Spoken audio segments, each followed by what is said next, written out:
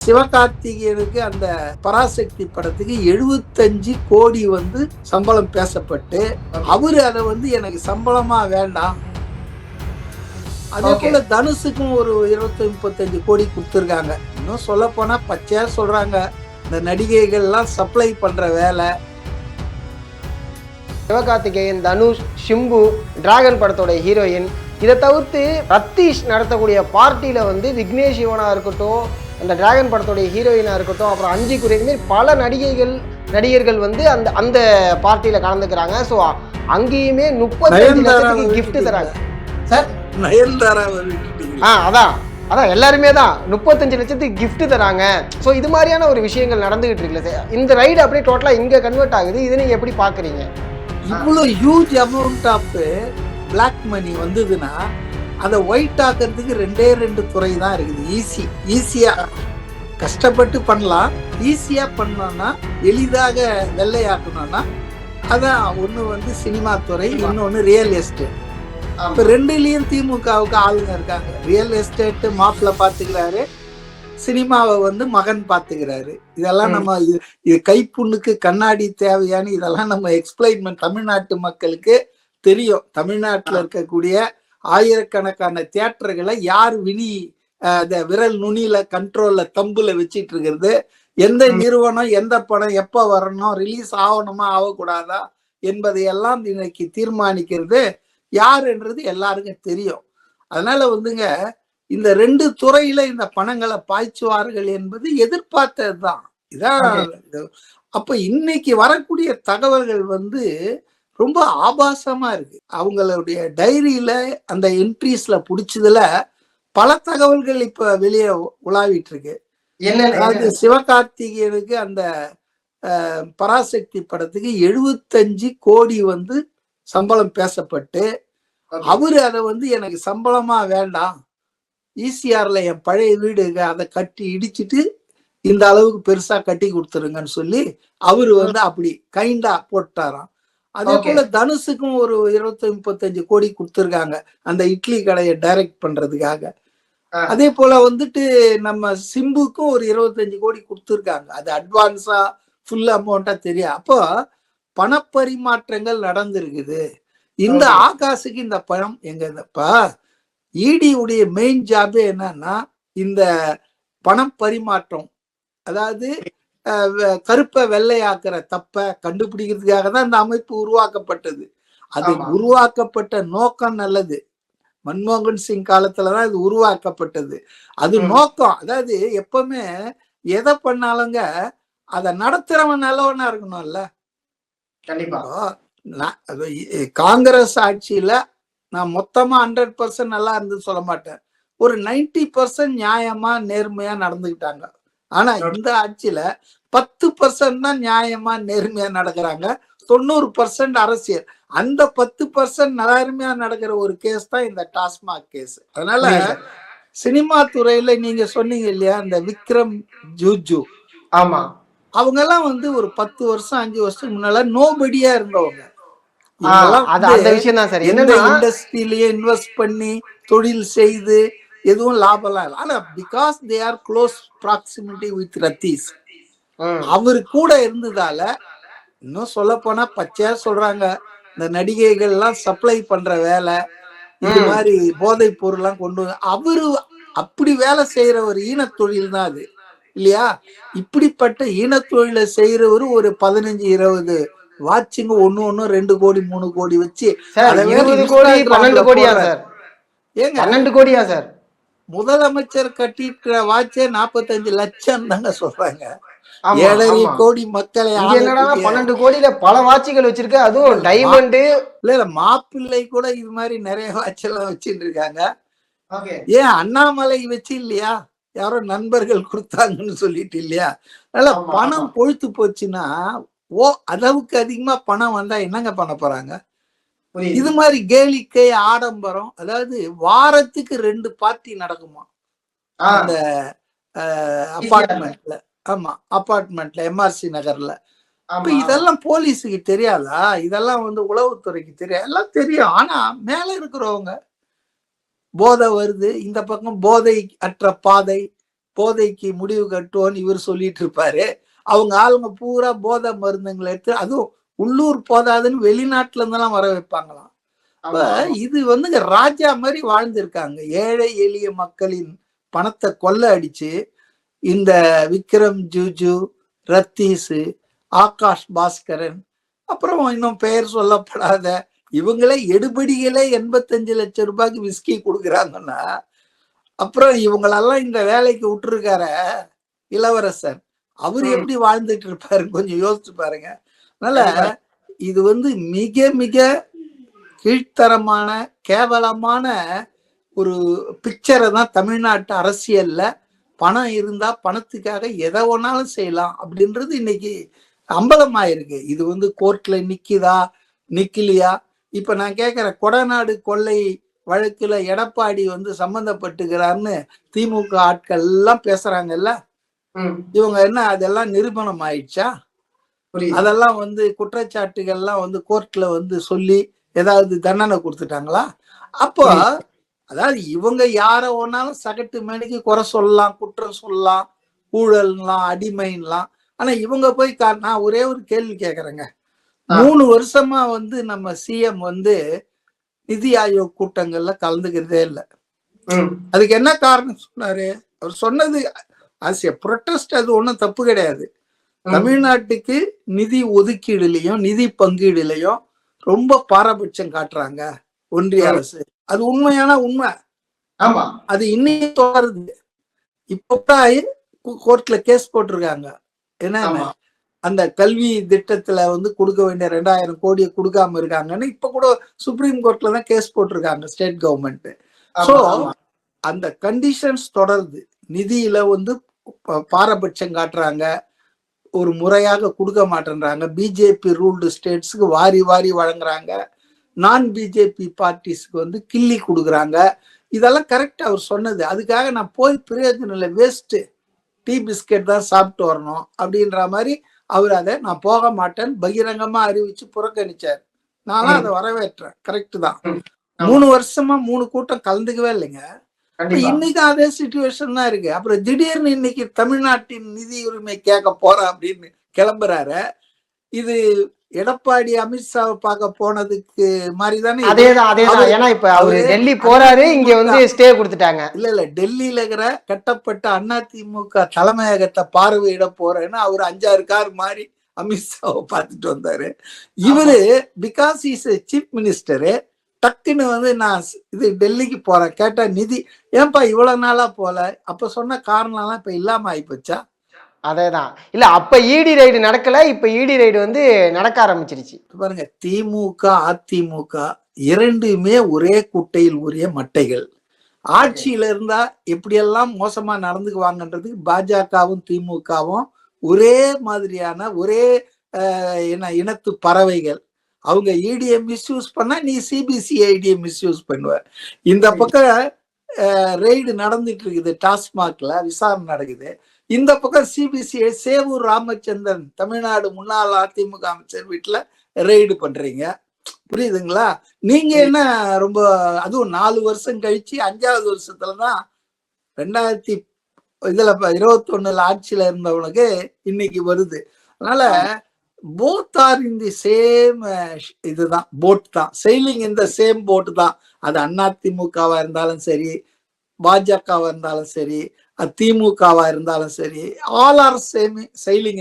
அதனால இந்த மாதிரி சில விளையாட்டுகளை காட்டி பண்ணுவாங்க. ஆனா மாற்றம் தமிழ்நாட்டுல வருங்க, அதுல ஒன்றும் சந்தேகமே இல்லை. மாற்றத்துக்கான ஒரு தூதுவராகத்தான் நான் விஜயை பார்க்கிறேன். இவர் ஒரு பக்கம் முதலமைச்சர் வந்து போதை இல்லா தமிழகத்தை உருவாக்குகிறோம், போதை பாதையை விட்டொழிங்கள்னு வீடியோ போட்டுட்டு இருக்காரு, அட்வர்டைஸ்மெண்ட் பண்ணிட்டு இருக்காரு. இன்னொரு பக்கம் இவருக்கு நெருக்கமானவர்கள், இவர் குடும்பத்தை சார்ந்தவர்கள், புள்ளிகள், முக்கியமான தொடர்பு உள்ளவங்கெல்லாம் போதை மருந்து உள்பட வெளிநாட்டுல இருந்து உள்நாட்டுல இருந்து எல்லாம் போட்டு குத்தாட்டம் போடாத குறைதாங்க. அதாவது இது வந்து கேட்பதற்கே ரொம்ப அவமானமா இருக்கு. மக்கள் பணத்தை கொள்ளையடிச்சு, அதுவும் அந்த மக்கள் யாரு? இந்த டாஸ்மாக் பணம் கொடுக்குறவன், if repeated, don't mistake me, யாருங்க இந்த டாஸ்மாக்கு பணம் கொடுக்குறான்? பெரிய பெரிய பணக்காரங்களா கொடுக்குறாங்க? இந்த ரெவன்யூ எங்க இருந்து ஜெனரேட் ஆகுது? அப்பாவி மக்கள், படிக்காதவன், ஏழை எளியவர்கள், கடைகோடியில இருக்கிறவன், டெய்லி வேஜ் ஏர்னர்ஸ், தினக்கூலி, அன்றாடம் காட்சிகள், இவங்க எல்லாம் தாங்க வந்து கவலையை மறக்கிறதுக்குன்னு தப்பா நினைச்சுக்கிட்டு இந்த மதுவுக்கு அடிமையாறாங்க. அப்ப இந்த பணம் ஏழைகள் கண்ணீர் கூர்வாளுக்கு சமம்ங்க. ஆனா இன்னைக்கு அந்த பணத்தை வச்சுக்கிட்டு இவனுங்க ஒரு பாட்டில் விஸ்கி 85 லட்சம் ரூபாயில குடிக்கிறானுங்கன்னா, ஒரு கேளிக்கை ஒரு விருந்து வச்சாருன்னா ரித்தீஷ், ரித்தீஷ்ங்க, அவர் என்ன அம்பானியா அதானியா? அவருக்கு எப்படி இவ்வளவு பணம் வந்தது? அப்ப இதெல்லாம் ஒரு விஷயம் இல்லைன்னு யாராவது மறுக்க முடியுமா? டெக்னிக்கலா இடி வந்து இதுல தலையிடலாமா, இடி வந்து இந்த மாதிரி பண்ணலாமா அப்படின்னு டெக்னிக்கலா யூ கேன் கொஸ்டின் த இடி. ஆனா மாறலா வந்து இதெல்லாம் நடக்கல. இந்த இப்ப நான் கேக்குறேன், 41 எஃப்ஐஆர் போட்டு 7 வருஷம் ஆச்சு இல்ல? திமுக ஆட்சி, அண்ணா திமுக ஆட்சி 17ல இருந்து இது போட்டிருக்காங்க. அந்த எஃப்ஐஆர் எல்லாம் இன்னைக்கு க்ளோஸ் பண்றதுக்கெல்லாம் நம்ம ஸ்டேட் கவர்மெண்ட்ல சில மேதைகள் முடிவு பண்ணிதான் இப்போ உனக்கு எஃப்ஐஆரை வச்சுதானே இடி உள்ள நுழைஞ்சது. அந்த எஃப்ஐஆரையே க்ளோஸ் பண்ணிட்டோம்னா அவங்க நுழையிறதுக்கே வழி இருக்காதெல்லாம் புத்திசாலி கோட்டையில உட்காந்துருக்க சில ஐஏஎஸ் அதிகாரிகள் பண்ணியிருக்காங்க. அதற்கு ஆப்பு வைக்கிறதுக்காக தான் ஒரு ஆள் வந்து கேஸ் போட்டு சிபிஐக்கு இந்த வழக்கெல்லாம் பண்ணோம்னா, அது இப்ப சென்னை ஹைகோர்ட்ல வந்திருக்கோன்னு நினைக்கிறேன், இல்ல வரும் இன்னைக்கு நாளைக்கோ. அப்ப இது வந்துங்க தப்பு செய்தவங்க தப்ப முடியாதுங்க. இவங்க வந்து இடி வராதுன்னா சிபிஐ வரும். புரியுதுங்களா? இடிக்கு இதுல எல்லை இல்ல, முகாந்திரம் இல்லைன்னா என்ன, நீங்க கொள்ளை அடிச்சா கம்முன்னு விட்டுருணுமா? யாராவது ஒருத்தர் டாஸ்மார்க்ல ஊழல் நடக்கல, கொள்ளை நடக்கல அப்படின்னு சொல்ல முடியுமா? இவர் ஏன் வந்தாரு, அவர் ஏன் வந்தாரு, இதையே இப்படி பார்த்தாங்க, இப்படிதான் சொல்லி டெக்னிக்காலிட்டிஸ்ல போறாங்க. தார்மீக அடிப்படையில பெரும் கொள்ளை நடந்திருக்கு சார். இதுல இன்னொரு விஷயம் இருக்கு சார். அதாவது இந்த விக்ரம் ஜோஜு, அப்புறம் வந்து ரத்தீஷ், இவங்க எல்லாம் வந்து அதர்வா இருக்கார்ல, அதர்வாவுடைய நண்பர்கள். அதனால அதர்வா மூலியமாக தான் இந்த விஷயங்கள்லாம் இவங்க வந்து கனெக்ட் ஆனாங்க. ஸோ அப்படிங்கிற மாதிரியான ஒரு விஷயமே வெளில தகவல் வருது. அது எந்த அளவுக்கு உண்மைன்னு தெரியல. இந்த விஷயம்லாம் நம்ம பேசணும்னா விக்னேஷ் சிவன் உள்பட நயன்தாரா எல்லாம் வந்துருவாங்க. அதாவது ரொம்ப ரொம்ப முடை நாற்றம் எடுக்கக்கூடிய விஷயம். அதை நம்ம சமூக வலைதளத்துல விவாதிக்கவே வேணாம். டார்க்கான விஷயங்கள். அதாவது ஒரு மனிதனினுடைய பலவீனத்தை பயன்படுத்தி அவனுக்கு மது கொடுத்து, போதை கொடுத்து, பெண்களை சப்ளை பண்ணி, இப்படியெல்லாம் வந்து ஆதாயம் அடையக்கூடிய ஆட்கள் இருக்கிற சமூகம் ஒரு கருப்பு சமூகங்க. அதை பத்தி நம்ம வெளிச்சம் போட்டு காட்ட வேணாம். ஆனா இந்த பணம் எந்த அளவுக்கு போயிருக்கு, இன்னைக்கு நான் வந்து அந்த உச்சநீதிமன்ற உத்தரவை நான் ஸ்டடி பண்ணதுல எனக்கு தெரிஞ்சது என்னன்னா, ஒவ்வொரு நாளும் திகிலூட்டும் காட்சிகள், திகிலூட்டும் செய்திகள் இணையத்துல பரவுது. அது நிச்சயமாக டிஎம்கேக்கு வந்து எலெக்ஷன் இயர், இது நெக்ஸ்ட் இயர் எலெக்ஷன்னா கூட ஒரு 11 மாசம் தான் இருக்கு. அப்ப அவங்களுக்கு வந்து பெரிய தர்ம சங்கடமான ஒரு சூழ்நிலை.